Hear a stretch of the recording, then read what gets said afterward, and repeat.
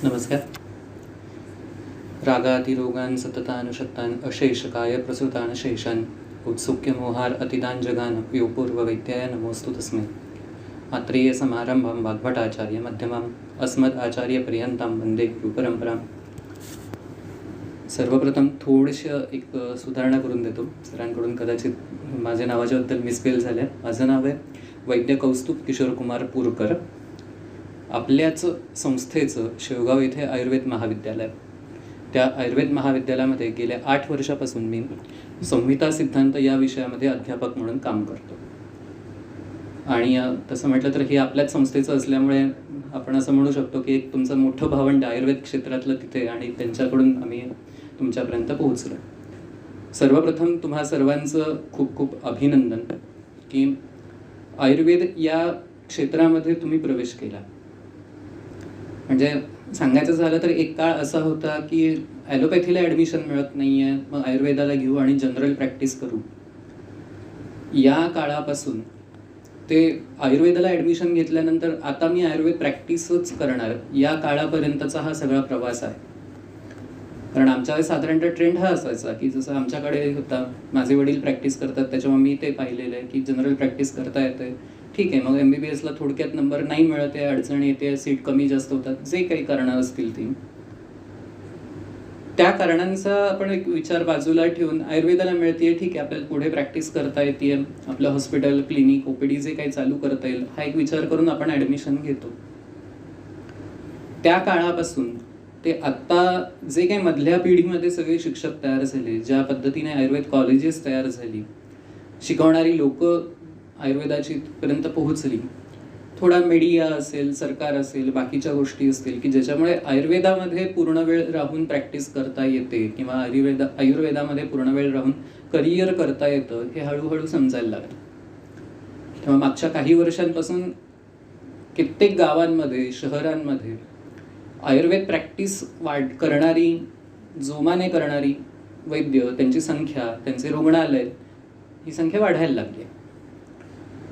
म्हणजे तुम्ही एक साधारणतः आत्ता प्रवेश घेतल्यानंतर कदाचित सुरुवातीच्या काळामध्ये काही विषय, काही शिकवण्यातल्या गोष्टी, काही अभ्यासक्रमातले भाग असे पाहून असं वाटू शकतं की आम्ही नक्की मेडिकल सायन्सला आलो आहे की फिलॉसॉफी शिकायला आलो आहेत. काही विषय असे येतील त्याच्याशी तुम्हाला संपर्क येईल, म्हणजे वर्गात ते शिकवताना तुमचे अध्यापक तो विषय तुमच्यापर्यंत चांगल्या पद्धतीने पोहोचवतीलच, याबद्दल काहीच शंका नाही आहे. पण ही स्वाभाविक शंका येते कारण आपण मेडिकल म्हणजे एक ठराविक शिकलेलो असतो, माहिती असतं, एक आपल्यापर्यंत पोहोचतं की आपण ॲनाटॉमी शिकूया, फिजिओलॉजी शिकूया, बॉडी फंक्शन शिकूया आणि या सगळ्या गोष्टींचा आपल्याला उपयोग करायचा. आणि आयुर्वेदामध्ये सुरुवात केल्यानंतर तुमच्या घरात जर कोणी आधी सिनियर म्हणजे बहीण भावंडांमध्ये कोणी आयुर्वेदाला असेल, नातेवाईकांमध्ये किंवा वडिलांमध्ये आई वगैरे असे कोणी जर आयुर्वेदाचे विद्यार्थी असतील या आधीचे, तर ते कदाचित सुरुवातीला सांगतात की अरे तो पदार्थविज्ञान नावाचा विषय आहे, तो काहीतरी विचित्र आहे, तो काही समजत नाही, त्याच्यामध्ये काय ते वेगळंच सुरू होतं, मन, आत्मा, दिशा, काल वगैरे वगैरे या गोष्टी येतात. मग सुरुवातीला एक थोडासा असा बऱ्याच जणांमध्ये शंका सूर निर्माण होतो की हे काय आहे, हे नक्की कशासाठी, याचा उपयोग काही होतो का, की नुसतं आम्ही आपलं हे वाचायचं, पाठ करायचं आणि बस एवढाच आयुर्वेद आहे का. तर सर्वप्रथम ही जर काही शंका निर्माण येत असेल तर ती कालांतराने कमी होईल, त्याच्याबद्दल काही शंका नाही आहे की ही कमी होणारच आहे. कारण जसे जसे आपण शिकत जातो, पुढच्या वर्षांमध्ये जातो, तसं त्या गोष्टीचा उपयोग कसा करायचा हे आपल्याला लवकर समजतं. इथे मराठीची कोणाला अडचण नाही आहे ना, सगळ्यांना समजते मराठी, ठीक आहे, कारण माझं बोलण्यात मराठीच असतं बरेचदा, म्हणून सांगितलं. म्हणजे आधीचा अभ्यासक्रमाचा थोडासा विचार केला तर आधीचा अभ्यासक्रम 1-1 वर्षाचा असायचा, मग पहिलं वर्ष कधी सुरू होतं, कधी संपतं तेच समजायचं नाही. आत्ता सुदैवाने NCSM जी आपली मुख्य केंद्रीय संस्था आहे, ज्याच्याद्वारे सगळं आयुर्वेदाचं नियमन केलं जातं, किंवा आयुर्वेद झालं, होमिओपॅथीसाठी स्वतंत्र म्हणा, पण युनानी असेल, योग असेल, सिद्ध असेल, हे सगळं नियंत्रित करायचं कार्य जी संस्था करते, जी NCSM म्हणून आहे, त्यांनी सिलेबस पूर्ण बदलला आणि 1.5 वर्षाचा अभ्यासक्रम यावर्षी मागच्या 2 वर्षांपासून लागू झाला. याचा फायदा एक महत्त्वाचा की तुम्हाला सुरुवातीला तुमचं पाया तयार करण्यासाठी, म्हणजे तुमच्या भाषेत सांगायचं झालं तर फाउंडेशन तयार करण्यासाठी एक खूप चांगला उपयोग होतो. तुम्हाला ज्या काही गोष्टी शिकायच्या आहेत त्या नक्की काय शिकायच्या आहेत, कशासाठी शिकायच्या आहेत, त्याचा उद्या जाऊन उपयोग कसा करायचा आहे. म्हणजे आत्ता जो मी काही विषयांची नावं घेऊन सांगितले की पदार्थ विज्ञानमध्ये आम्ही मन, आत्मा, दिशा, काल या सगळ्या काही गोष्टी शिकतो. प्रत्यक्षात मॉडर्न मेडिसिनमध्ये थेट दिशा, काल याचा आपण विचार करतो नाही करतो असं नाही म्हणता येणार, की करतो. एक्झॅक्टली आपण बऱ्याच वेळा पाहतो की व्याधी किती काळापासून झालेला आहे, एखादा व्यक्ती किती दिवसांपासून आजारी आहे, त्याच्यानुसार मॉडर्न मेडिसिन त्याचं भाग करतं, ॲक्यूट आणि क्रॉनिक. फक्त फरक एवढाच आहे की या सगळ्या गोष्टी आपण संस्कृतमधून तयार झालेल्या आहेत. कारण स्वाभाविक आहे, भारताची संस्कृतीची, या सनातन संस्कृतीची मूळ भाषा ही संस्कृत आहे, किंवा गिरवाण भाषा म्हणून आपण त्याला म्हणतो, की सगळ्यांकडून गौरव ज्या भाषेचा केला जातो अशी ही भाषा गिरवाण भाषा. मी या संस्कृतमधून तयार झालेलं जे काही साहित्य आहे ते आपण अभ्यासणार आहोत आयुर्वेदामध्ये. कारण आयुर्वेद हा पण भारतीय संस्कृतीचा अविभाज्य घटक आहे. तुम्ही भारतीय संस्कृती, भारत आणि आयुर्वेद याला वेगळंच करू शकत नाही. या सगळ्या गोष्टी एकत्र आहेत. मग थोडेफार आपल्याला काही वर्ष काही गोष्टींची सवय लागलेली असते की गोरासाहेब जे म्हणेल तेच बरोबर. मग मध्ये लागलेलं असतं की नाही, आयुर्वेदपेक्षा मॉडर्न शिकूया, या बाकीच्या गोष्टी शिकूया वगैरे वगैरे. पण आपण जसं जसं या गोष्टींचा अभ्यास करत असतो, या गोष्टी आपण समजावून घेतो, तसं एक आपल्याला लक्षात येतं की याचा उपयोग आपण सर्वत्र करतो. आपण आता काळाचं थोडक्यात उदाहरण पाहिलं तसं दिशांचं उदाहरण असतं. मग आपण जेव्हा तुम्ही सरफेस अॅनाटॉमी नावाचा भाग रचना शारीर या विषयात शिकणार आहोत, तर तिथे पण कुठला अवयव कोणाच्या कोणत्या दिशेला आहे, मग त्याला आपण सुपिरियर, इन्फिरियर, लॅटरल, मेडियल म्हणतो. संस्कृतमध्ये आपण त्याला दिशा म्हटलं. फरक हाच आहे की फक्त संज्ञा वेगवेगळ्या वापरल्यात, टर्मिनॉलॉजीज वेगळ्या वापरल्यात, पण त्याचा बेस, त्याचा सिद्धांत हा एकच आहे. त्याच्यामुळे असं आपण कुठल्या शास्त्राशी, कुठल्या मेडिकल सायन्सची स्पर्धा नाही करत आहोत. आपण ॲलोपॅथीशी स्पर्धा नाही करत आहोत, आपण ना होमिओपॅथीशी ना नॅचरोपॅथीशी, ना सिद्ध, ना योग, ना कोणाशी. किंबहुना कुठलंच मेडिकल सायन्स दुसऱ्या सायन्सशी स्पर्धा करत नाही. ते त्यांच्या रूटवर चालू आहे.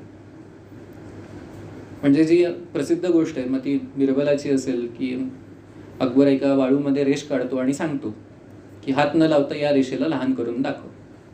साहजिक आहे, बिरबल मोठी रेष काढून मोकळा होतो, सांगतो ही माझी रेष मोठी झाली म्हणजे तुमची रेष लहान झाली.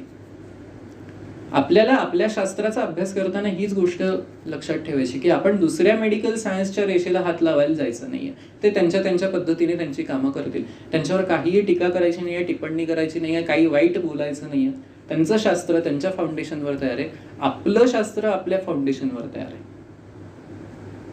आणि जोपर्यंत आपण आपलं फाउंडेशन पक्क करून सांगत नाही तोपर्यंत आपण आपली स्वतःची रेष मोठी करूच शकत नाही. त्यामुळे हा जो भाग सगळ्यात पहिल्यांदा मी सांगितला की अजिबात मनामध्ये ही गोष्ट आणायची नाही की मी आलोय कुठे, हे ऍडमिशन अशा ठिकाणी का घेतली आहे, याच्यात हे नवीन काय शिकवलं जातंय, याचा उपयोग काय आहे. तो उपयोग आहे.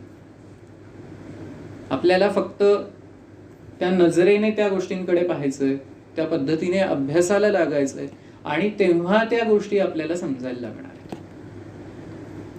मग पहिल्या वर्षीचे विषय असतील त्याच्यामध्ये संस्कृत आहे बऱ्यापैकी. मग जणांना संस्कृत अवघड जातं. सगळ्यात पहिला प्रश्न पडतो, तुम्हाला संस्कृतचे अध्यापक ते सांगतीलच की संस्कृत का सोप्पा, का चांगलं. पण येता जाता आपण कितीतरी गोष्टी संस्कृत मधल्या ऐकतो, शिकतो, करतो. जसं काही दिवसांपूर्वी आपल्या दिल्लीमध्ये G20ची परिषद झाली. त्याला एक लोगो होता. काय होतं? वसुधैव कुटुंबकम. संस्कृत शब्द. वसुधा म्हणजे पृथ्वी, एक कुटुंब आहे. आम्ही त्या कुटुंबाचा एक भाग आहोत. आम्ही या संपूर्ण पृथ्वीला एक कुटुंब म्हणून समजतो. अशा आपण कितीतरी संस्कृत मधल्या गोष्टी येता जाता अभ्यासत असतो, वाचत असतो, ऐकत असतो. जसं आपलं वंदे मातरम संस्कृत मधून आहे. आपण किती वेळा म्हणतो, लक्षात येत नाही की ह्या भाषेतून लिहिलेलं, पण आपण ऐकतो. याचा फायदा काय या गोष्टी समजावून घ्यायचा की त्या भाषेची भीती निघून जाते.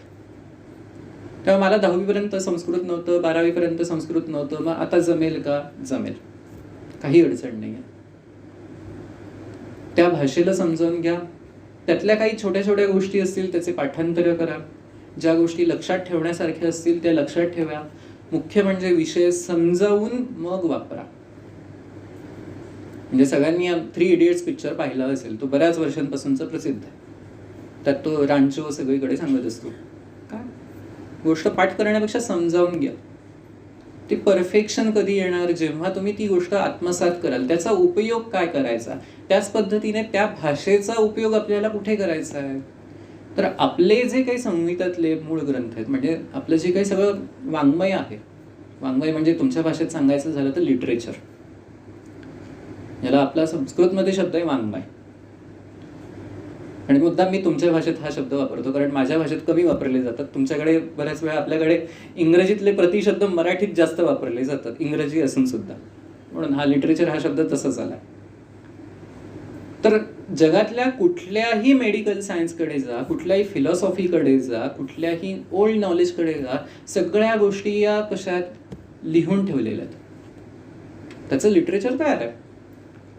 सुदैवाने आपल्याकडे बऱ्याच काही परंपरा असल्यामुळे ते लिटरेचर अबाधित राहिलं. काही संस्कृतींचं लिटरेचर संपलं, शिल्लक नाही, पण आपल्याकडे राहिलं. एवढी परकीय आक्रमणं झाली तरी सुद्धा आपल्या लोकांनी जीव पणाला लावून कधी कुठे मंदिरांमध्ये लपवून ठेव, कुठे कोणाच तरी गोठ्यामध्ये लपवून ठेव, कुठेतरी जुन्या घरामध्ये तळघरामध्ये लपवून ठेव. काही जण तर तिबेट वगैरे त्या भागामध्ये घेऊन गेले, हिमालयातल्या भागांमध्ये. का तर ह्या सगळ्या आक्रमकांकडून ही पुस्तकं सुरक्षित राहिली पाहिजेत. आणि संस्कृतमध्ये या सगळ्या पुस्तकांना संहिता असा शब्द वापरला जातो. योग्य पद्धतीने गोळा केलेलं जे काही सगळं साहित्य असेल त्याला संहिता म्हणायचं, अशी त्याची सोपी व्याख्या. योग्य पद्धतीने त्याला काहीतरी एक क्रम असतो, त्याच्यात एक विषय ठरवून दिलेला असतो, त्या क्रमानुसार त्याची मांडणी केलेली असते. म्हणजे जेव्हा आपण त्याचा अभ्यास करणार असतो तर आपल्याला एक कळलं पाहिजे की काय करायचं. जसं ते मध्ये मी व्हायरल झालं तर क्रोनॉलॉजी समजी आहे, त्याची क्रोनॉलॉजी आहे, त्या विषयाची एक क्रोनॉलॉजी आहे, ती कळली पाहिजे. ते त्या संहिता रूपाने येतं. त्यामुळे जर कोणाला विचारलं, पाठशाळा ज्या असतात जिथे वेद वगैरे हे शिकवले जातात, ती लोक संहितेचाच अभ्यास करतात. त्या वेदांच्या संहिता असतात, उपनिषदांच्या संहिता असतात, आरण्यकांच्या संहिता असतात. आपण ज्या वाचतो त्या चिकित्साच्या संदर्भात असणाऱ्या संहितात. जसं आधुनिक शास्त्र अजूनही हॅरिसन, डेव्हिडसन, हचिन्सन ही सगळी पुस्तकं हे त्यांच्या दृष्टीने त्यांच्या संहिताच आहेत. तर या संहिता सगळ्या ज्या काही आहेत, जे मगाशी सांगितलं की आपली मूळ भाषा ही संस्कृत असल्यामुळे बहुतांशी लिहिलं गेलंय ते संस्कृतमध्ये. मग त्यातला तुम्हाला पहिल्या वर्षाला एक विषय आहे संहिता अध्ययन म्हणून. त्याच्यामध्ये अष्टांगहृदय आणि चरक संहिता या 2 प्राचीन संहितांचा एक भाग आहे. म्हणजे थोडंसं आपण आयुर्वेदाचा जर विचार केला तर आयुर्वेदामध्ये 3 संहितांना बृहत्त्रयी म्हटलं जातं. बृहत म्हणजे मोठ्या. मग इथे मोठं म्हणजे फक्त आकाराने मोठे या अर्थाने नाही, तर त्याच्यामध्ये असणारी जी काही माहिती आहे, जे काही सगळं ज्ञान आहे, हे बाकीच्या उपलब्ध असणाऱ्या पुस्तकांपेक्षा खूप जास्त आहे. व्यवस्थित दिलंय, डिटेलमध्ये दिलेलं. म्हणून यांना बृहत्त्रयी असं आपण त्यांना वाटतं.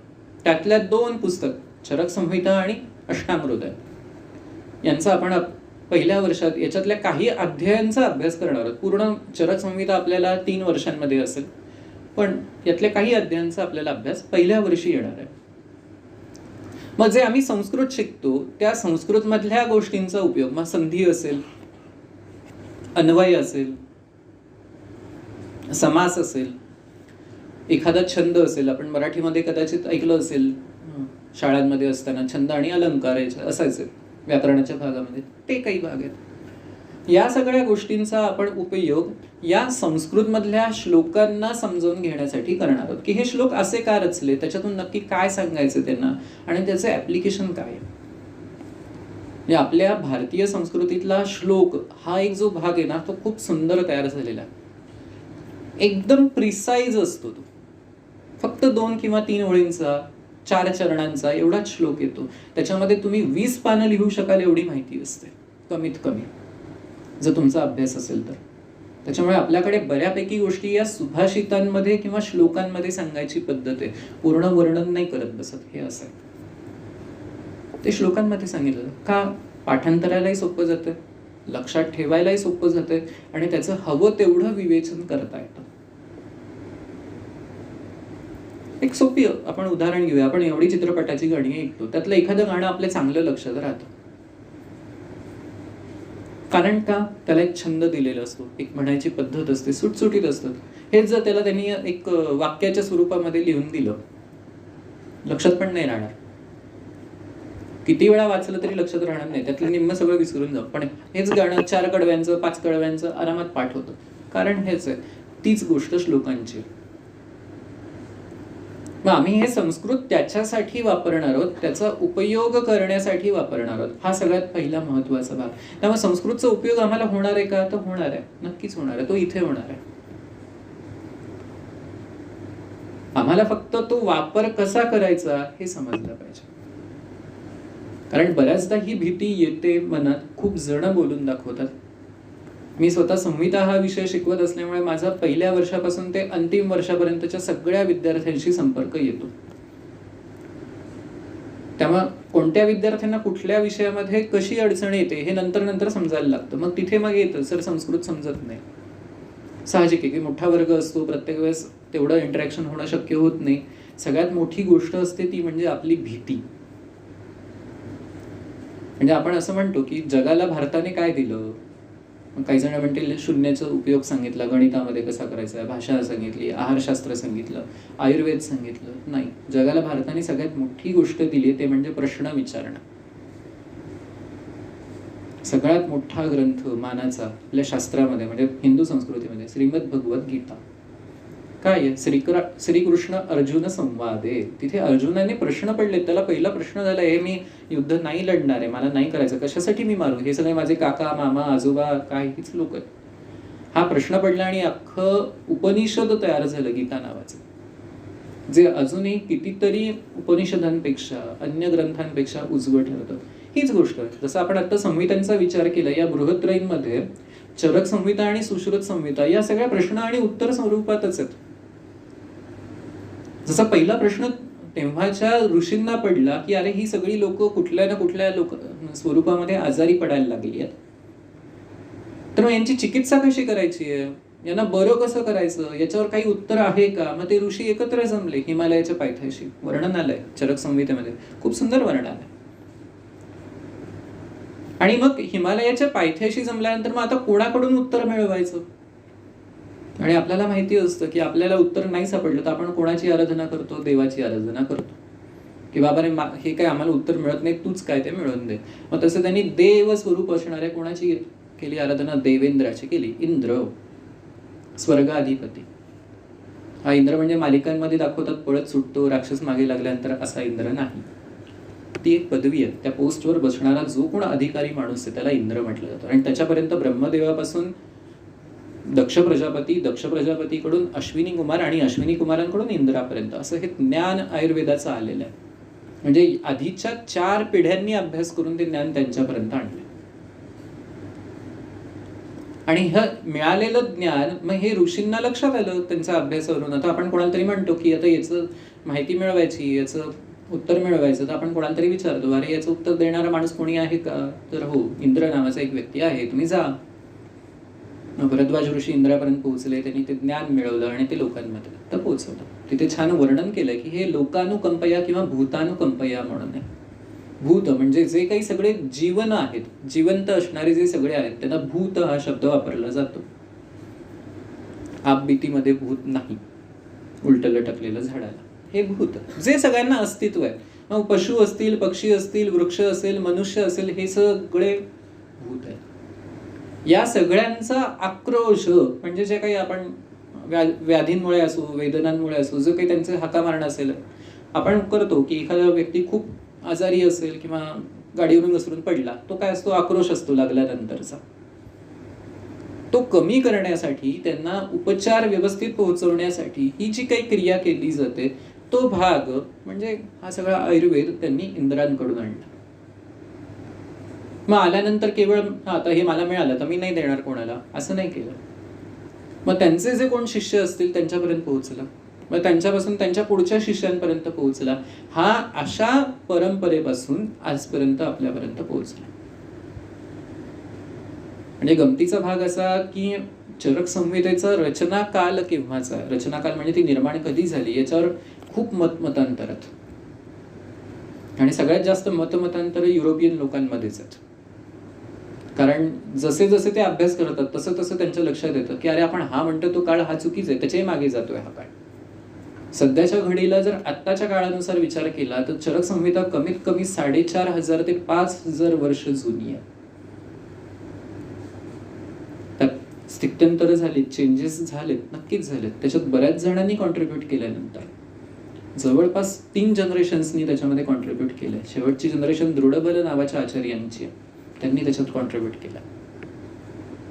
पण एक लक्षात घ्या, ही जी ज्याला आपण लिगसी हा शब्द वापरतो तो कमीत कमी 4 ते 4,500 वर्ष जुनी आहे.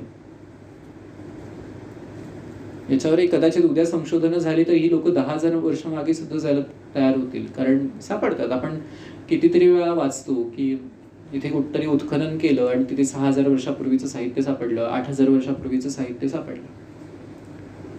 जसं मध्ये एक डिस्कवरी का समथिंग कशा तरी एक डॉक्युमेंटरी आली होती, बहुतेक हिस्ट्री 18 वर असावी.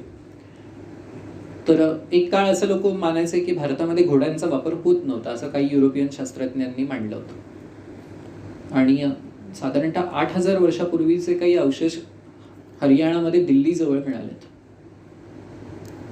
त्याच्यात रथाचा अवशेष सापडला, रथ तयार केलेला घोड्याचा वापरला जाणारा. यांना प्रश्न पडला, मग आमची थेरी तर चुकली, भारतात तर वापर होत नव्हता असं आमचं म्हणणं होतं, याच्यात तर सगळंच सापडलं. या गोष्टी होतात, आणि या गोष्टी एवढ्यासाठी होतात की ती त्यांची जागतिक स्पर्धा आहे, कुठले तरी युरोपियन महान आहेत, बाकीचे लोक महान नाहीत हे दाखवण्याचा. त्यात आपण पडणार नाही आहोत. एक गोष्ट जी मगाशी सांगितली की आपण आपला अभ्यास करणार आहोत,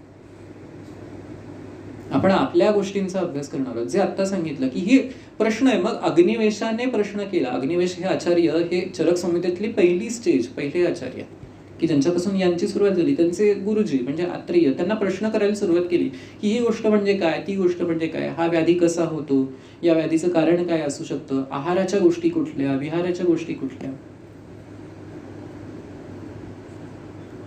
मग याचे उपचार करताना काय करायचं, कोणात हे व्याधी होणार आहेत, कुठल्या देशामध्ये हे व्याधी जास्त होणार आहेत, कुठल्या भागात होणार नाहीये.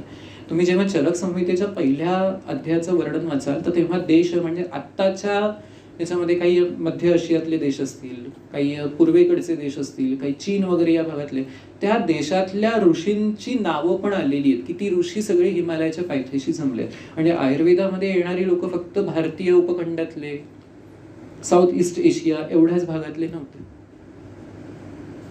म्हणजे अगदी बाल्लिक म्हणजे इराण, इजिप्त तिकडच्या भागातून, हिरण्याक्ष म्हणजे फार युरोपियन, ते चीनमधून कांकायन इथपर्यंत ऋषी येऊन बसलेले चर्चेमध्ये. की त्यांनाही प्रश्न पडले आता काय, जसं आपल्याकडे आता ग्लोबल हेल्थ समिट असतं, तिथे सगळ्या देशातले लोक येतात, WHO समिट होतं, सगळे येतात. मग तेव्हाच्या WHO समिट काश्मीरमध्ये किंवा तेव्हाच्या हिमालयामध्ये झालं असेल.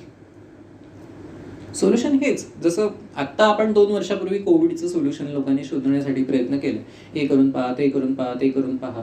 काय त्याच्या आधी मीटिंग्स होणार आहेत, सगळ्या गोष्टी अप्लाय कशा करायच्या ते ठरणार आहेत. मग हाच भाग आपल्या संस्कृतीमध्ये आलेला आहे. मग ही रचना तिथपासून झाली की पहिले आत्रेय म्हणजे भरद्वाज ऋषींनी आत्रेय ऋषींकडे दिलं, मग अग्निवेशांनी सांगितलं, मग पुढे काही वर्ष त्याच्यात संस्करण होऊन चरक ऋषींनी त्याच्यामध्ये खूप बदल केले. म्हणून त्या संहितेला नाव आपण चरक संहिता हे दिलं. गुरुत्रयीमध्ये दुसरी महत्वाची संहिता आहे, तिचा तसा आपण उपयोग खूप कमी करतो पण तेवढीच महत्वाची, आणि त्याला आपण त्या संहितेचं नाव बऱ्याचदा ऐकतो, ते म्हणजे सुश्रुत संहिता. फादर ऑफ प्लास्टिक सर्जरी ज्याला आपण म्हटलं जातं, की फादर ऑफ सर्जरी असे त्याला म्हटलं जातं. तेव्हा त्यांचे गुरुजी म्हणजे धन्वंतरी, काशीराज दिवोदास धन्वंतरी, जे काशीचे महाराज होते, त्यांचं नाव दिवोदास, आणि धन्वंतरी ही त्यांना उपाधी मिळालेली आहे. आणि असं म्हणतात की ते समुद्र मंथनातून जे धन्वंतरी जन्माला आले, जे आपण दिवाळीच्या आधी धनत्रयोदशीला ज्यांची पूजा करतो, त्या धन्वंतरीचा तो अवतार आहे. आणि धन्वंतरीने निर्माण झाल्यानंतर विष्णूला प्रश्न विचारला, झालं देवा, तुमच्यापर्यंत अमृत पोहोचवलं, देवांना अमृत मिळालं, आता माझं काम काय आहे? मग देवाने सांगितलं की पृथ्वीवर काशीच्या वंशांमध्ये तुम्ही जन्म घ्या आणि आयुर्वेदाची जी काही सगळी विद्या आहे ती लोकांपर्यंत पोहोचवा. या काशीराज दिवोदास धन्वंतरीची सौराष्ट्र म्हणजे गुजरातमध्ये धनेज नावाच्या गावी समाधी आहे त्यांची पण, आणि तिथली जागा खूप पवित्र आहे, ती पाहिली आहे मी स्वतः. मग तिथे पण हाच भाग आहे, सुश्रुत प्रश्न विचारतात. सुश्रुत आणि बाकीचे जे काही सगळे शिष्य असतील ते प्रत्येक जण प्रश्न विचारतो आणि त्याच्यातून उत्तर लिहून त्यांनी ती संहिता लिहिलेली आहे. बरं, आणि हा संहितेचा जो काही भाग आहे तो फक्त काही प्रश्न आणि उत्तर एवढाच आहे का? नाही, हे डॉक्युमेंटेशन आहे. कशाचं? तर आता आपण बऱ्याच वेळा ऐकतो, मेडिकल सायन्सची लोक बऱ्याच वेळा सांगतात आणि ते चूक नाही आहे. एव्हिडन्स बेस पाहिजे, काहीतरी पुरावे पाहिजे. तुम्ही हे केलं, याला पुरावा काय? मग तुम्ही कशावर तरी प्रयोग करून दाखवा, मग प्राण्यांवर प्रयोग करून दाखवा, मनुष्यावर प्रयोग करून दाखवा, लॅबमध्ये प्रयोग करून दाखवा, त्याला काहीतरी एव्हिडन्स द्या. तर या सगळ्या संहिता हे खऱ्या अर्थाने त्या एव्हिडन्सचं डॉक्युमेंटेशन आहे. फक्त फरक एवढा आहे की त्यांनी संस्कृत भाषेमध्ये त्यांच्या पद्धतीने लिहिलंय.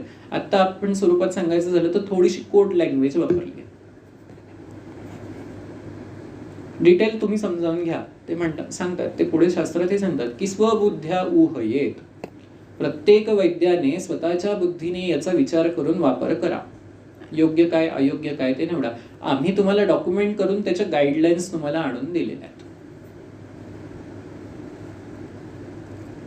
आणि या गाईडलाईन्सचा उपयोग करून गेली कित्येक हजार वर्ष आपण आयुर्वेद चिकित्सा टिकवून आहोत, वापरतोय, लोकांपर्यंत पोहोचतीये. किंबहुना अजून अजून आयुर्वेदाकडे जाण्याचा कल वाढतोय, लोकांचा आयुर्वेद घेण्याचा कल वाढतोय, औषध घेण्याचा कल वाढतोय. जर कोणी मध्ये पेपर वाचला असेल तर पण मागच्या वर्षामध्ये जामनगरला IPGTRA म्हणून संस्था आहे, जी आयुर्वेदातली सर्वात नावाजलेली आणि मोठी संस्था मानली जाते, की जिथून पोस्ट ग्रॅज्युएट होणं ही मानाची गोष्ट आहे जामनगरची. तर त्या संस्थेबरोबर WHO करार करून ट्रॅडिशनल मेडिसिनचं एशिया म्हणजे आशिया भागातलं केंद्र त्यांनी उभारलंय. प्रयोजन हेच की लोकांपर्यंत हे जे काय आपलं पारंपरिक शास्त्र आहे, वैद्यक शास्त्र, ते पोहोचलं पाहिजे. म्हणजे काही वर्षांपूर्वी नोबेल प्राइज मिळताना एक चीनमधले डॉक्टर त्यांना मिळालं होतं की त्यांनी काम केलं होतं चायनीज ट्रॅडिशनल मेडिसिनवर.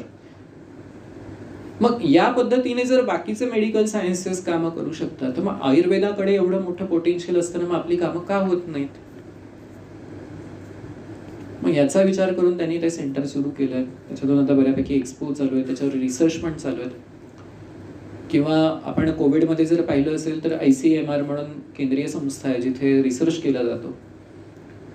त्यांच्याद्वारे पण दिल्लीतल्या काही हॉस्पिटल्समध्ये कोविडच्या माइल्ड आणि मॉडरेट रुग्णांवर आयुर्वेद औषधाची परीक्षणं केली. चालू आहेत हे प्रयोग, आपल्या कित्येक ठिकाणी चालू आहेत. आणि परदेशामध्ये तर कितीतरी ठिकाणी आता आयुर्वेदची लोक पोहोचायला लागली आहेत, तिथे प्रॅक्टिस करायला लागले, तिथे सेंटर सुरू झालेत. USA मध्ये काही अप्रूव्ड सेंटर्स आहेत, कॉलेजेस आहेत की जिथे डिप्लोमा कोर्सेस, सर्टिफिकेट कोर्सेस केले जातात. सुदैवाने माझ्या ग्रॅज्युएशनमध्ये आणि पोस्ट ग्रॅज्युएशनमध्ये मला काही अशी शिक्षक मिळाले की ज्यांनी आयुर्वेदाचं काम भारतातही केलं आणि भारताच्या बाहेरही केलं.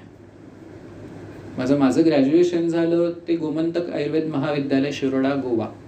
लोक गोव्याला फिरायला जातात, आम्ही शिकायला गेलो 5.5 वर्ष. तिथे शिकवणारे जे अध्यापक होते, गुरुजी होते, गुरुवर्य होते, त्यातले कितीतरी जण ही बाहेर प्रॅक्टिस करायचे वर्षातून महिन्यातून काही दिवस जाऊन. आमचे अॅनाटॉमीचे प्रोफेसर होते, त्यांची UK मध्ये OPD होते, रेग्युलरली व्हिजिट करायचे. म्हणजे त्यांचं इंग्लिश समजतानाच आम्हाला अडचण यायची, कारण ते टिपिकल युरोपियन स्टाईलने बोलायचे. मग आम्हाला असं विचार करावा लागायचा, सांगावं लागायचं, सर आता भारतात आहात तुम्ही, भारतीय बोल. मी ज्यांच्याकडे क्लिनिकला गेलो 4.5 वर्ष, प्रणव भागवत सर, ते स्वतः रशिया आणि युक्रेन दोन्ही ठिकाणी जायचे, त्यांची प्रॅक्टिस होती. अजून एक सर होते, त्यांची ऑस्ट्रेलियात प्रॅक्टिस होती. म्हणजे ही गोष्ट तेव्हा आम्ही पाहिलेली UGच्या वेळेस, की केवळ भारतातच आमच्या OPD मध्येच हे लोक पेशंट पाहतात का? नाही, तिथेही पाहतात. तिथे पेशंट्स बरे होतात, तिथे भरभरून बरे होतात. हीच लोक परदेशातही जातात, तिथे पेशंट्स पाहतात. आणि त्यांचे काही पेशंट्स आमच्या कॉलेजला ऍडमिट व्हायला पण यायचे, आफ्रिकन पेशंट्स ऍडमिट झालेले. रशियन तर कॉमन असायचे बऱ्यापैकी.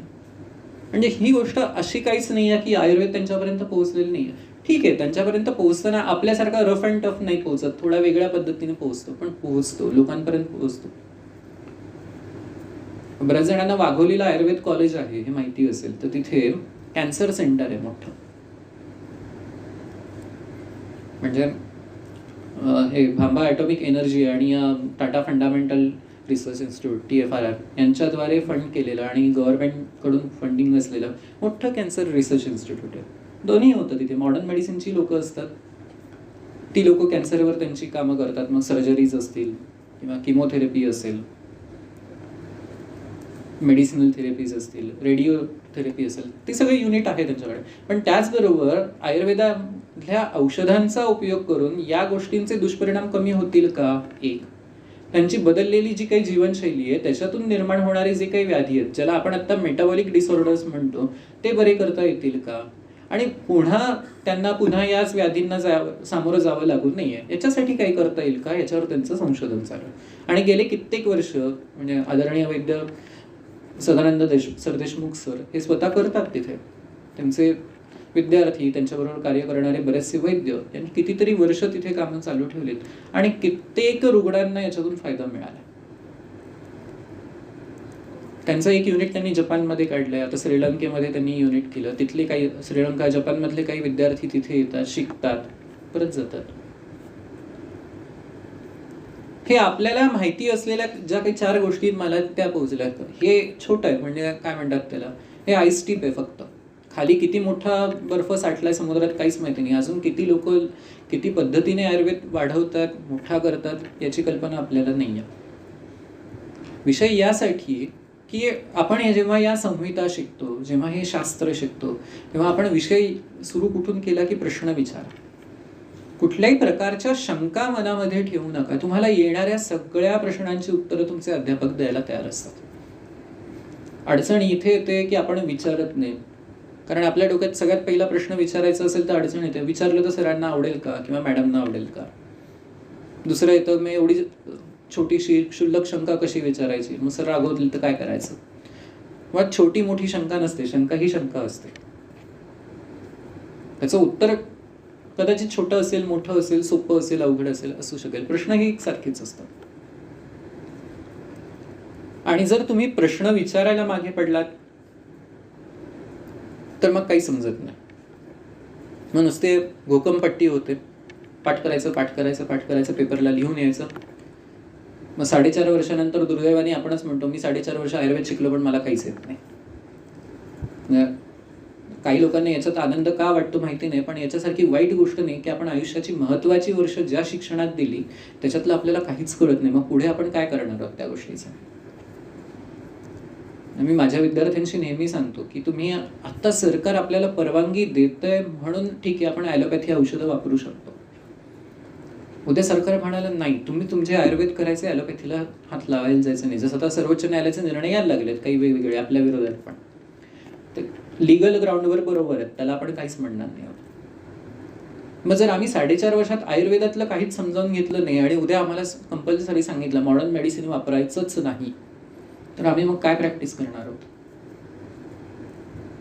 मग आम्ही काय करणार आहोत पुढे जाऊन, आमच्या समोर काय उत्तर आहे. त्यामुळे हा सगळ्यात एक भाग लक्षात ठेवायचा की आम्ही ॲडमिशन घेतली आहे ती अशा शास्त्राला घेतली आहे की जिथे तुम्हाला एक्सप्लोअर करण्यासारखं खूप काही आहे. रिसर्चमध्ये भरपूर आहे, प्रॅक्टिसमध्ये भरपूर आहे, अकॅडेमिक्समध्ये भरपूर आहे, लिटरेचर रिसर्चमध्ये जायचं आहे त्याच्यातही भरपूर आहे.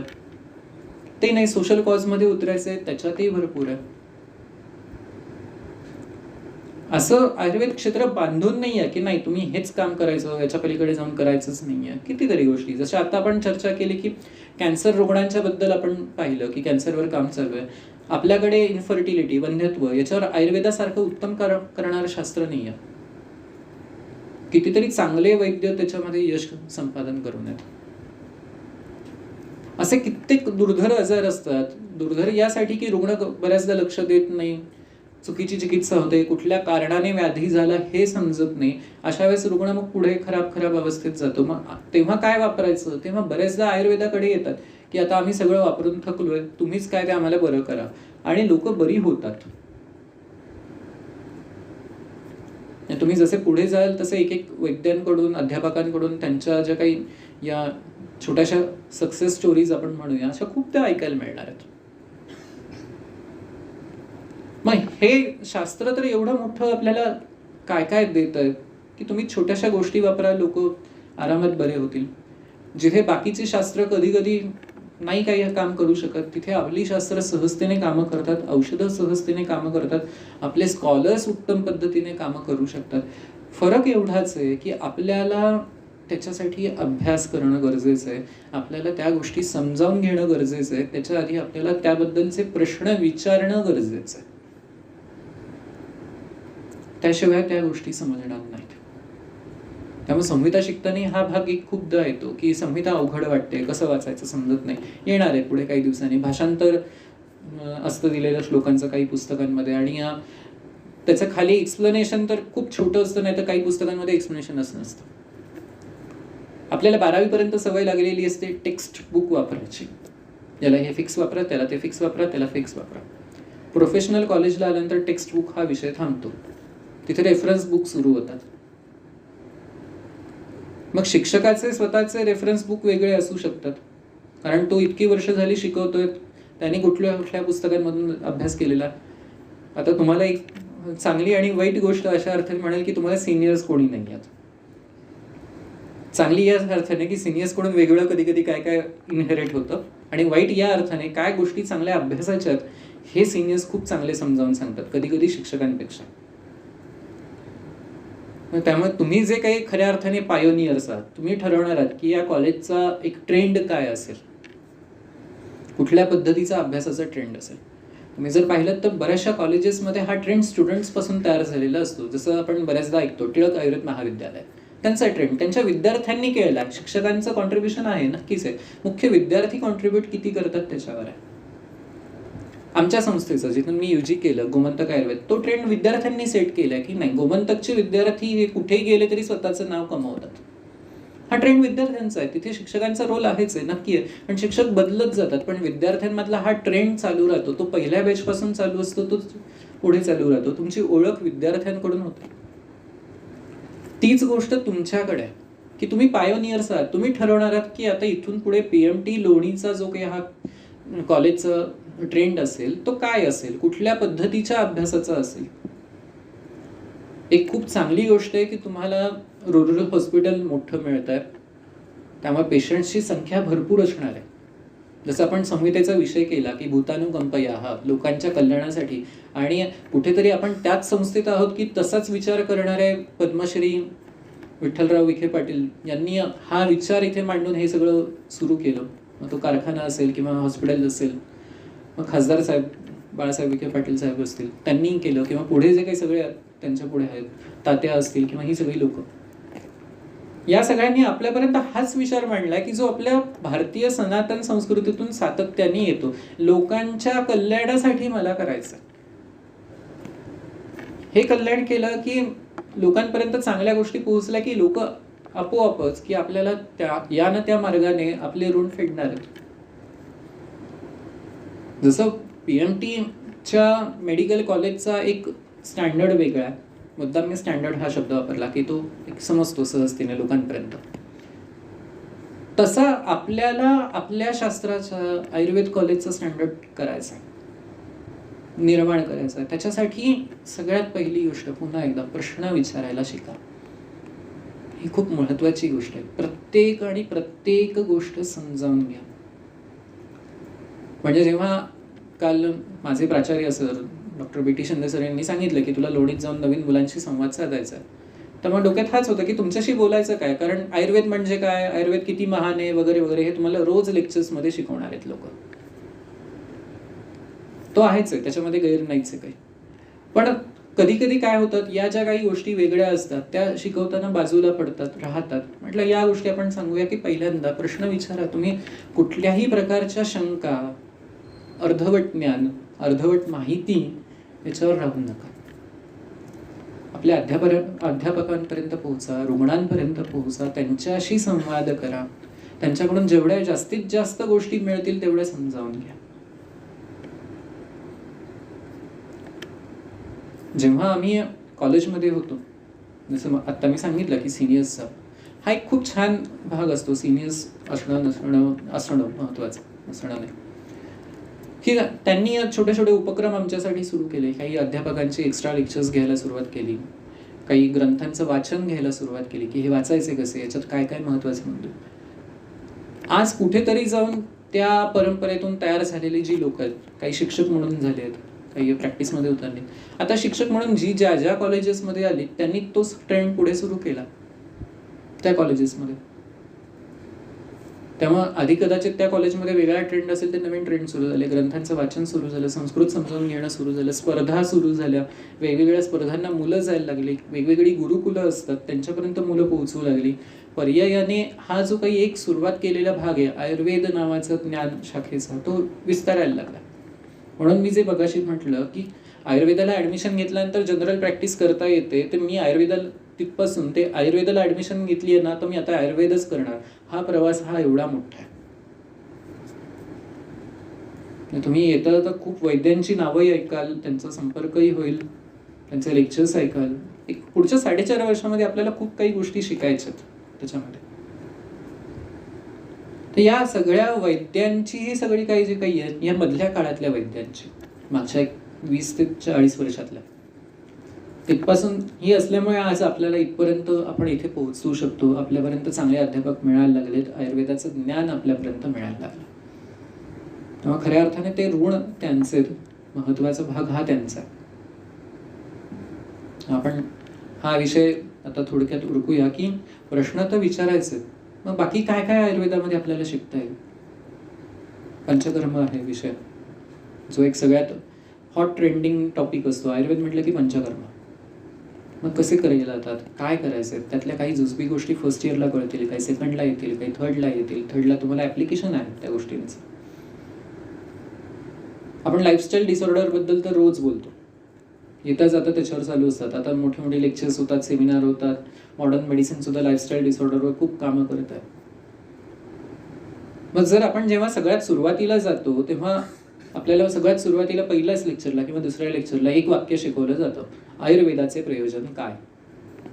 स्वस्थस्य स्वास्थ्य रक्षणम आतुरस्य विकार प्रशमनम. जी व्यक्ती स्वस्थ आहेत त्यांचं स्वास्थ्य रक्षण करणं, आणि जे आतुर आहेत म्हणजे जे व्याधी झालाय त्यांना बरं करायचं. आता लाईफस्टाईल डिसऑर्डरचं कारण काय, प्रत्येकाचं कामाचं स्वरूप बदललं. जसं आता मगाशी सर म्हणाले की मला तर मुंबईला जायचं म्हटलं तर रात्री भरभर काय जे खाऊन प्रवास करून मी जाणार, सकाळी पोहोचणार. आयुर्वेद शास्त्राने सांगितलं की नाही, रात्रीचे प्रवास करायच्या आधी रात्रीच्या या प्रहरामध्ये भोजन करा, नका करू वगैरे वगैरे या गोष्टी आल्या. मग आता मला कामाला तर जायचंय, मग मी भोजन नाही केलं तर चालेल का, नाही चालणार. जे आता समजा ड्रायव्हर्स असतील, रात्रभर गाडी चालवतात, दिवसा घरी येतात, झोपतात.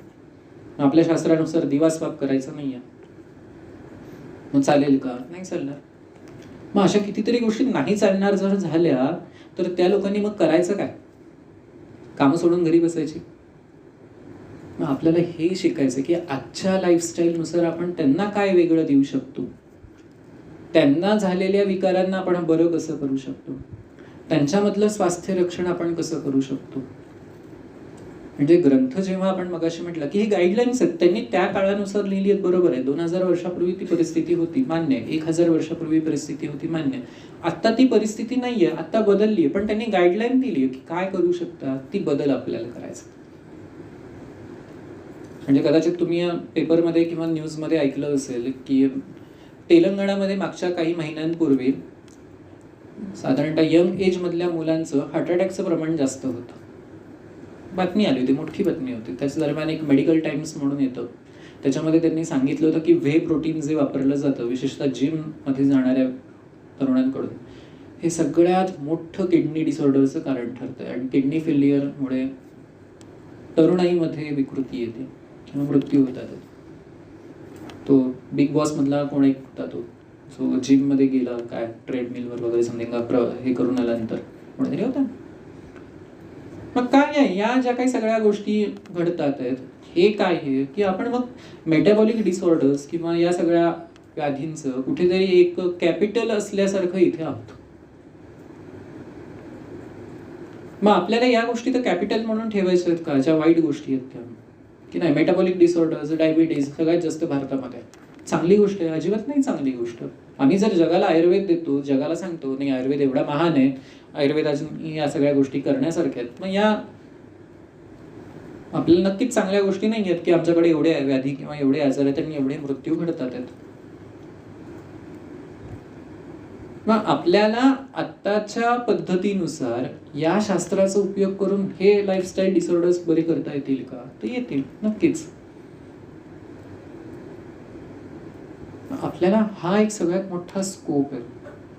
4.5 वर्षामध्ये आम्ही जेव्हा आयुर्वेदाला तुम्ही प्रॅक्टिस करणार आहात तेव्हा एक नवीन एरा सुरू झालेला आहे. हा सगळा आर्टिफिशियल इंटेलिजन्स आलेला आहे, टेक्नॉलॉजी भरपूर वापरली जातात, जेवढं जमेल तेवढं हायब्रिड सुरू झालेलं आहे. अनेक गोष्टी चेंज झाल्या आहेत. कितीतरी काय म्हणतात त्याला, खाद्यसंस्कृती म्हणजे कुझिन्स एकत्र आलेली आहेत सगळी. तुम्हाला या सगळ्या गोष्टीचा उपयोग करायचा आहे आणि कुठेतरी पेशंट्स बरे करायचे आहेत. त्यामुळे ओल्ड ट्रॅडिशनल मेथड्स वापरायचे आहेत का? तर हो वापरायचे आहेत, पण कशा? Old wine in new bottle सारख्या.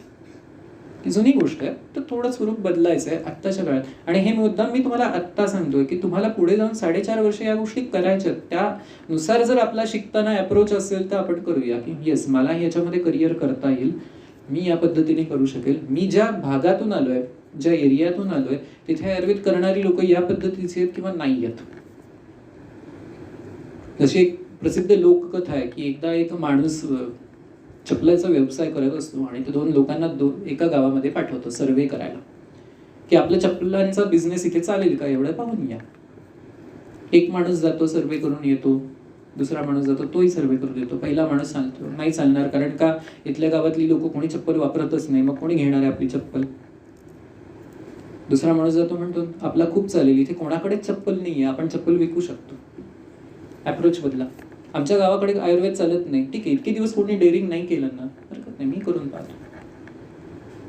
ही गोष्ट मला मान्य आहे आणि माझा स्वतःचाही अनुभव आहे की आयुर्वेद प्रॅक्टिसला प्रचंड पेशन्स लागतात. हे मी मुद्दाम आधी सांगतो, प्रचंड पेशन्स लागतात. तुम्हाला जनरल प्रॅक्टिस सारखे लगेच पेशंट्स येणार नाहीत. पेशंट आले, तुम्ही काहीतरी वेगळं ऑफर केलं की पेशंट्स लवकर तयार होणार नाहीत. पण नांगर टाकून बसलात, एकदा टिकून राहिलात तर प्रॅक्टिस चालते. मग काही वेळेस 2 वर्ष घेईल, काही जणांना 4 वर्ष घेईल, काही जणांना 6 वर्ष घेईल, काहींना 10 वर्ष घेईल, हरकत नाही. पण एकदा सुरू झालं की सुरू झालं. वाग्भटाचं खूप सुंदर सूत्र आहे, चिकित्सा नास्ती निष्फला. हा काही जणांना पैसा मिळतो, काहींना त्यांचा जो काही धर्म म्हणजे परिपालन आहे ते करता येतं, काही जणांना मैत्री करता येते आणि काही वेळेस रुग्णही बरे होतात. बरेच फायदे आहेत चिकित्सेचे. आपण पाहतो की डॉक्टर एखाद्या गावामध्ये प्रॅक्टिस करत असेल तर मग गावांमध्ये त्याला एक मान असतं की हा डॉक्टर आहे. मग कार्यक्रम वगैरे असेल त्यांना पत्रिका दिली जाते, बोलवलं जातं, शाळेत कार्यक्रम आहे, कुठल्या बँकेचा कार्यक्रम आहे या वगैरे, लग्नात लोक बोलवतात, डॉक्टर म्हणून स्वतंत्र खुर्ची देतात, बसवतात. एक छोट्या गावांमध्ये अजूनही ही मानाची पद्धत आहे. शहरांमध्ये नसली तरी गावामध्ये अजून हा प्रकार आहे. मैत्री होते खूप लोकांशी. तुम्ही सांगितलं नाही मला जरा काम आहे महत्वाचं, तुम्ही डॉक्टर आहात, लोक काम करून देतात, तुमचं परिपालन होतं, पैसे मिळतात चिकित्सेचे, रुग्ण बरे होतात. या पद्धतीने थोडासा एक अप्रोच आपल्याला ठेवता येईल का की मी ज्या भागामध्ये उद्या जाऊन कदाचित प्रॅक्टिस करणार आहे तिथे आयुर्वेदातल्या कुठल्या गोष्टी वापरता येतील. आणि ह्या 4.5 वर्षामध्येच करायचं आहे की तिथे कोण बाकीचे प्रॅक्टिस करतात, कोणीतरी XYZ वैद्य, डॉक्टर, कोणी प्रॅक्टिस करणार असेल, कोणी जनरल प्रॅक्टिस करत असेल, ॲलोपॅथी करत असेल, होमिओपॅथी करत असेल, त्यांच्याशी मैत्री करा, त्यांच्याशी बोला. कुठल्या प्रकारचे पेशंट्स येतात, कसे येतात, त्यांना नक्की तक्रारी काय काय असतात, ते कामाचं स्वरूप काय आहे, शेती कशी होते, ह्या खूप छोट्या छोट्या गोष्टी आहेत. पण जेव्हा आपला सातत्याने आपल्या गावाशी संपर्क राहतो, तिथल्या ट्रेंडशी संपर्क राहतो, तिथल्या पेशंट्सशी संपर्क राहतो, तिथल्या लोकांशी संपर्क राहतो, तेव्हा एक आपल्या डोक्यात एक बसू शकतो की ठीक आहे, हां इथे या पद्धतीचे पेशंट्स जास्त मिळणार आहेत, मी या पद्धतीची प्रॅक्टिस इथे टाकली की याचा उपयोग होईल. आणि ही सुरुवात आत्तापासून करा. मी इंटर्नशिपला गेल्यानंतर विचार करेल, फायनल इयरला विचार करेल, नाही होत तेव्हा ते बाजूला राहतं. तेव्हाचे वेगळे गोल्स असतात, तुम्ही PGची तयारीच्या मागे लागले असतात, इंटर्नशिपमध्ये कुठे ते इंटर्नशिप सुरू करायची, मग PGला जायचं वगैरे बरेच विषय असतात. पण जेव्हा हे बॅक ऑफ द माइंड आत्तापासून सुरू होतं तेव्हा तुम्ही हे सातत्याने विचार करता, शिकत राहता. त्यामुळे याही गोष्टीचा एक काम करा की एक छोटंसं गोल सेट करा स्वतःच्या डोळ्यासमोर की हो मी अशा अशा पद्धतीने प्रॅक्टिस करणार आहे किंवा या पद्धतीने जाणार आहे. मी असं नाही म्हणत की लगेच आजच सेट होईल, काही दिवस घेईल, महिना घेईल, वर्ष घेईल, सांगता येत नाही. पण जर त्या पद्धतीने तुम्ही विचार करत राहिला तर नक्की उपयोग होणार आहे. जर तुम्ही त्याच्या पद्धतीने विचारच नाही केलात, नाही मी आता ॲडमिशन घेतली आहे, 4.5 वर्ष करायचं आहेत, कसं बसं आपलं आई वडिलांनी टाकलंय, बाहेर पडेल, मग काहीच नाही मिळत. मग आतमध्ये आलात, बाहेर पडलात, तुमच्यात काहीही फरक राहणार नाही. तुम्ही जे काही काम करताय, तुम्ही जो काही अभ्यास करताय, त्याला एक स्वतःचा एक पर्सनल टच द्या, स्वतःच्या पद्धतीने अभ्यास करा, स्वतःचा फायदा त्याचबरोबर स्वतःबरोबर सगळ्यांचा होणारा जो काही फायदा आहे, ज्याला आपण म्हणतो कृण्वन्तो विश्वास वास्तून, की सगळ्या जगाचं कल्याण व्हावं किंवा आरोग्य सगळ्यांना मिळावं, या प्रार्थनेने आपण जर कामं करणार आहोत तर सुरुवात आपल्याला आपल्यापासून करावी लागेल की अभ्यासाच्या मागे लागा. कारण मी अगदी सुरुवातीला सांगितलं, ॲडमिशन घेताना मी सुरुवातीला हाच अप्रोच केला होता की जनरल प्रॅक्टिस करायची. इंटर्नशिप संपता लक्षात आलं, अरे बापरे आपण आयुर्वेद खूप चांगलं करू शकतो. आपल्याला सगळ्या गुरुजींनी एवढं काय काय शिकवलंय, पंचकर्म युनिट एवढं चांगलं शिकवलं सरांनी, आदरणीय अनिल पानसे सरांनी पंचकर्मात तर खूप चांगला हात तयार करून दिला होता. आणि PGला आल्यानंतर तर पूर्ण स्वरूपच बदललं. PGला आल्यानंतर मला शिकवायला होते आदरणीय वैद्य अनंत धर्माधिकारी सर, त्यांनी चरक संहिता शिकवली. आणि आजही धर्माधिकारी सरांचं नाव जर कोणी घेतलं तर त्यांना दुसरे चरक असंच म्हणतात. सरांचं वय सध्या 79 आणि सर अजूनही लेक्चर्स घेतात चरकचे. मी मुद्दाम ही नावं सांगतो यासाठी नाही की मी यांच्याकडून शिकलो म्हणजे मी खूप महान आहे, अजिबात नाही. ही लोक आणि यांच्याकडून शिकणारी लोक खूप आहेत की ज्यांची पूर्ण आयुष्यच बदलली आहेत. माझा एक PGचा मित्र होता, तो पूर्ण ॲलोपॅथी प्रॅक्टिस टाकून आलेला, त्याने महिनाभरात ॲलोपॅथी प्रॅक्टिस बंद केली आणि आयुर्वेद सुरू केलं PGच्या धर्माधिकारी सरांकडे राहून. आणि आज तो पुण्यामध्ये पावडर रोडला उत्तम प्रॅक्टिस करतो आयुर्वेदाची. काही नाही, आधी ॲलोपॅथी पूर्ण आयुर्वेदाचा पण नाही वापरायचं ठरवलेला माणूस पूर्ण आयुर्वेदावर आला. ही अशी खूप माणसं आहेत. या सगळ्या लोकांनी एक कॉन्फिडन्स दिला की नाही तुम्ही काहीतरी वेगळं करा, तुमच्यापर्यंत पोहोचवा. की जर सर अजूनही मला सांगतात जे तू शिकतोयस ते लोकांपर्यंत पोहोचव, मुलांपर्यंत पोहोचव. आणि मुख्य म्हणजे सगळ्यात पहिली गोष्ट, मुलांमध्ये कुतूहल निर्माण कर. प्रश्न पडले पाहिजेत मुलांना. तेव्हा सरना प्रश्न नाही विचारले की ते म्हणतात नाही आज काही विचारलं नाहीस तू, काहीतरी विचार. हीच गोष्ट तुमच्यासाठी आहे. जे पहिल्यापासून सांगतोय की शंका निर्माण करा, कुतूहल तयार करा, जिज्ञासा असू द्या, मला नवीन काहीतरी शिकता येईल यासाठीची. जेवढं तुम्ही नवीन नवीन शिकाल, जेवढं काही कराल, तेवढ्या खूप काही गोष्टी तुम्हाला मिळणार आहेत. आणि लक्षात ठेवा की आयुर्वेदासारखं सुंदर शास्त्र नाही आहे, खूप सुंदर आहे. आणि त्यात संहितासारखा तर सुंदर विषयच नाही आहे. तो किती तुम्हाला इतर वेळेस वाटेल काय ते सगळं पुस्तक आहे, श्लोक दिलेत, नुसते अर्थ दिलेत, पाठ करा, हे करा, ते करा, नाही. एक एक शब्दांवरून खूप काही समजावून घेता येतं. एक एक शब्दांवरून खूप काही गोष्टी बदलतात. एक कुठेतरी आमच्या गुरूंचा एक आशीर्वाद आमच्या मागे किंवा म्हणजे कॉलेजचं पाठबळ असेल की गेली 8 वर्ष मी तिथे संहिता शिकवतोय. एक गोष्ट मी नक्की सांगतो की खूप बदल त्या कॉलेजमध्ये त्याच्यामुळे झाला. आणि तो फायदा मला झाला की माझ्यातही बदल झाला. काय गोष्टी शिकवायला पाहिजेत, काय गोष्टी नाही शिकवायला पाहिजेत, मुलांना नक्की काय अडचण असते ते समजावून घेता आलं. आणि तिथेही हीच गोष्ट आहे जी तुम्हाला सांगतो, तिथे मी त्यांना तेच सांगतो, प्रश्न विचारा, ती विचारतात, उत्तरं मिळतात. माझे तुम्हाला सांगणं तेच आहे. त्यामुळे पुन्हा एकदा तुम्हा सर्वांचं खूप खूप अभिनंदन. तुम्ही उत्तम शास्त्रामध्ये प्रवेश घेतलाय. हा प्रवास खूप सुंदर आहे. एक गोष्ट लक्षात ठेवायची की आता आपण प्रवासाला सुरुवात केलेली आहे. इथून परत मागे फिरणं नाही आहे. या तो तैर के जाओ या डूब मरो, याच्या पलीकडे जाऊन आपल्या हातात ऑप्शन नाही. मग सगळ्यात चांगली गोष्ट पोहून जा, समोर एखादं चांगलं काहीतरी मिळेल. करताना सोबत घ्या, सगळ्यांना एकत्रित राहा. सगळ्यात महत्त्वाचं कॉलेज लाईफ छान एन्जॉय करा, हे मी मुद्दाम सांगतो. चांगले सगळ्या स्पर्धांमध्ये भाग घ्या, कार्यक्रमांमध्ये भाग घ्या, गॅदरिंगमध्ये पार्टिसिपेट करा. सगळ्या ज्या काही चांगल्या गोष्टी आहेत, एकदम चांगल्या गोष्टी त्या करा.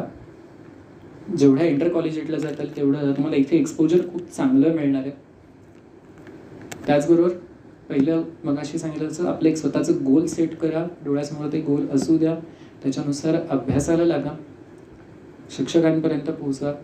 बाकीचे जे कोण चांगले गावात प्रॅक्टिस करणारे असतील किंवा तुमचे सिनियर्स असतील कुठे इकडच्या तिकडच्या आयुर्वेद कॉलेजेसला, त्यांच्याकडून काही गोष्टी समजावून घ्या.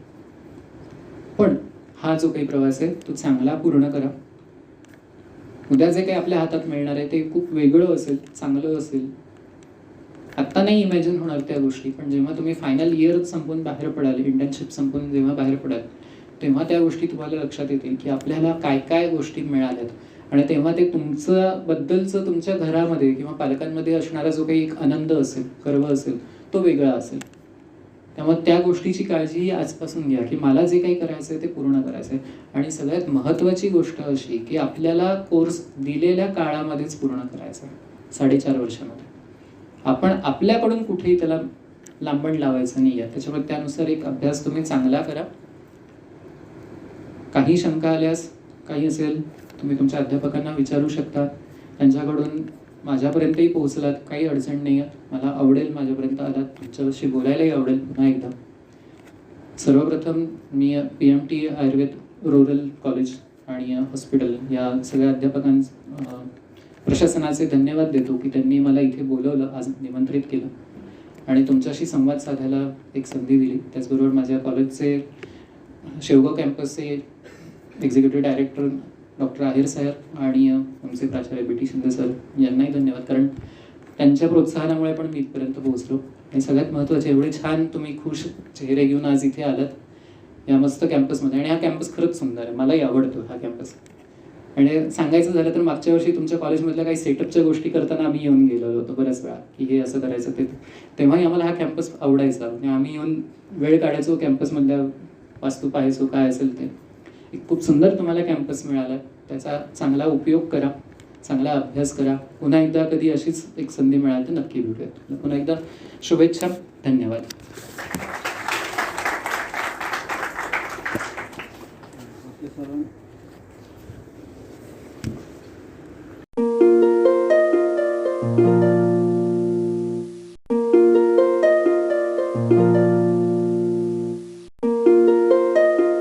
Thank you.